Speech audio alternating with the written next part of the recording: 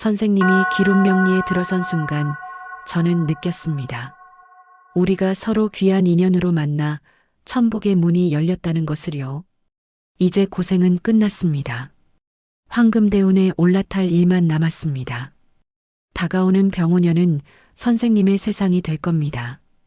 1949년 기축생 소띠 어르신들의 2025년 12월 을사년 무자월. 운세는 연말을 여유롭게 마감하면서 동시에 신규 전환을 구상하는 기간으로 여겨집니다. 소띠는 본질적으로 땅의 에너지를 기반으로 성실성과 지속성을 삶의 축으로 삼는 분들입니다. 특히 기축생은 흙 중에서도 견고하고 실용적인 결구를 지녀 한 차례 정한 방향은 쉽게 요동치지 않으며 어떤 여건에서도 현실적 평가를 내리는 역량이 탁월합니다. 이러한 기축생 소띠의 안정 기질은 올해 12월 무자월의 수장 에너지와 조우하며 사유가 심화되고 삶의 정돈 흐름이 더욱 강화되는 방향으로 흘러갑니다. 12월 무자월은 확대된 수장 에너지가 정서와 사고를 촉촉히 적셔주므로 평소 이상으로 청찰이 깊어지고 그간 마음에 적재된 사안들을 여유롭게 해소하게 됩니다. 소띠는 원래 언변이 적고 내면 감정을 쉽게 드러내지 않는 편이지만 이 기간에는 타인의 심리나 숨은 의지를 더 잘 파악하게 되고 가벼운 대화에서도 교훈을 캐치하며 과거 미정리된 사안에 대한 지향성도 확고해집니다. 올해 최종 기간인 만큼 스치고 지나간 순간들이 플래시백처럼 되살아나기도 하고 무엇을 더 보호하고 무엇을 놓아야 할지 내면에서 명확히 구분됩니다. 특히 기축생은 땅의 에너지를 풍부히 안고 책임의식이 강한 유형인데 이 기간에는 과도한 인내를 강요하지 말고 주변과 에너지를 공유하는 게 핵심입니다. 무자월의 수장 에너지가 과잉으로 흐르면 심정이 일시적으로 침잠할 수 있어 이런 타이밍에는 지인과의 포근한 토로나 가까운 이와의 여정을 통해 내면을 안정시키는 게 큰 보탬이 됩니다. 재물운은 조용히 요동치지만 불리하지 않은 패턴입니다. 대형 수익이 불쑥 등장하거나 예상 금전 행운이 다가오는 양상보다는 연중 유출된 비용이 자연스레 축소되고 과도 소비가 균형을 되찾는 흐름이 드러납니다.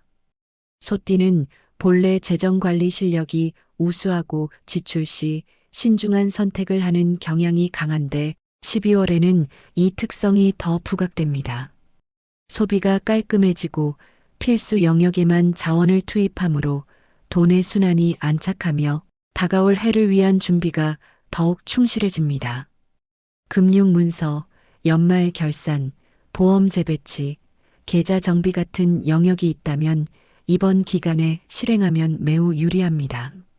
수장의 에너지가 서류 흐름을 정돈하는데 보조를 주기 때문이며 처리 과정에서 오류도 최소화됩니다.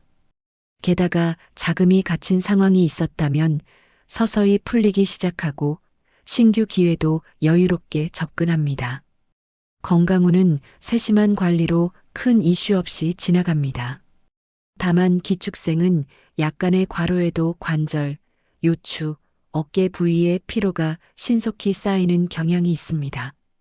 여기에 12월의 선을 에너지와 무자월의 수장 에너지가 더해지면 체온이 쉽게 하락해 순환이 둔화될 수 있습니다.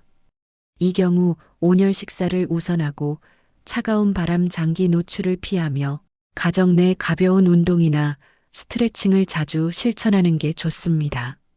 특히 소띠는 정신과 신체가 밀접히 연동되는 기질을 지녀 심정이 불편하면 즉시 육체적 반응이 나타납니다. 올해 12월에는 정서가 미세하게 동요하거나 옛 추억이 되살아날 수 있어 이 감정들을 홀로 감싸 안지 말고 안락한 지인과 공유하는 게 건강에 유익합니다. 지난 시간을 되새기는 과정에서 내면 짐이 풀리고 자연스레 신체도 가벼워지는 패턴을 체험하게 됩니다. 가정운은 비교적 온화하고 포근한 패턴입니다. 특히 기축생 어르신들은 가정에서 중추 역할을 자주 담당하며 가족 이슈를 직접 해결하려는 의지가 강합니다. 이번 기간에는 가족들이 어르신의 노력과 배려를 더 깊이 공감하는 기회가 생기며 그간 불만이나 마찰이 있었다면 자연스레 치유되는 분위기입니다. 가정 내 포근한 한마디가 큰 지지가 되고 어르신이 장기간 지탱한 가정의 기둥 역할이 더욱 돋보이는 기간이기도 합니다. 대인관계에서는 그간 모호했던 거리가 선명히 구분됩니다. 조화로운 이들과는 더 가까워지고 불편했던 유대는 강제 없이 자연스레 이격됩니다. 소띠는 관계에서 진정성을 중시하고 깊이가 있는 이들만 오래 곁에 두는 편인데 이번 기간에는 이 본능이 더 뚜렷해지며 안락한 지인과의 시간이 증가합니다. 사업이나 일상 경제 활동은 의외로 소박한 기회가 스며들 수 있는 타이밍입니다. 대형 사업 확장보다는 기존 업무를 정돈하고 내년 기반을 마련하는 데 숨겨진 기회가 있습니다. 주변에서 미미한 지원 제안이나 영감이 유입될 수 있는데 어르신들의 실용적 감각이 이를 효과적으로 선별하고 기회로 전환할 수 있습니다. 12월은 정돈과 대비의 에너지입니다. 불필요 아이템을 폐기하고 가정 구조를 재배치하고 개인 감정이나 옛 기억까지도 여유롭게 재정비할 때 큰 행운이 따릅니다. 기축생 소띠는 원래 생활 패턴이 청결하고 규칙적인 편인데 이 기간에는 이 정돌력이 더 세차게 발휘되어 내면이 가벼워지고 의미 있는 신규 여정이 가능해집니다. 2025년 내내 무거운 심정도 있었고 다수의 책임을 홀로 감당한 시간도 있었을 겁니다. 하지만 연말의 폭은 에너지와 무자월의 여유로운 흐름이 만나며 어르신의 내면에 평안이 스며듭니다.